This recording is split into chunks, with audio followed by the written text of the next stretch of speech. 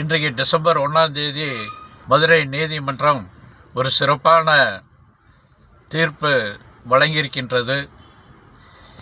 இது வரலாற்று சிறப்புமிக்க தீர்ப்பாகும்.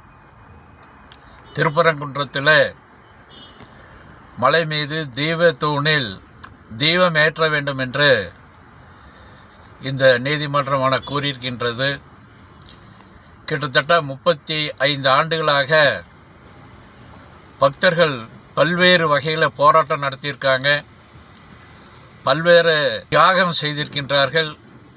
குறிப்பாக இந்துவனுடைய தலைவராக இருந்த ராஜகோபால் அவர்கள் பல்வேறு போராட்டங்கள் நடத்தி அந்த போராட்டத்தின் மூலியமாக பயங்கரவாதிகளால் படுகொலை செய்யப்பட்டு அவர் ஒரு பெரிய தியாகம் செய்திருக்கின்றார்கள்.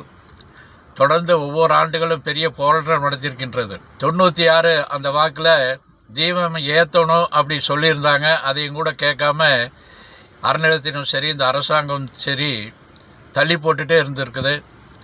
அதனால் இந்த வருஷம் இந்த தீர்ப்பு சொல்லியிருக்கிறது, வருகின்ற 3ஆம் தேதி மேலே தீபத்தூணில் அறநிலையத்துறை உடனடியாக தீபம் ஏற்ற வேண்டும். அங்கே சுற்றி இருக்கக்கூடிய பக்தர்கள் எல்லாம் அதை கண்டு அவங்கவுங்க வீடுகளில் தீபம் ஏற்றணும் அப்படின்னு இந்து சார்பில் வேண்டுகோள் விடுக்கின்றோம். இதெல்லாம் பக்தர்களுக்கு கிடைத்த மாபெரும் வெற்றி. தொடர்ந்து இந்த ஆன்மீகத்தின் ரீதியாக தொடர்ந்து இந்து மக்களுக்கும் பக்தர்களுக்கும் வெற்றி கிடைத்து கொண்டிருக்கின்றது.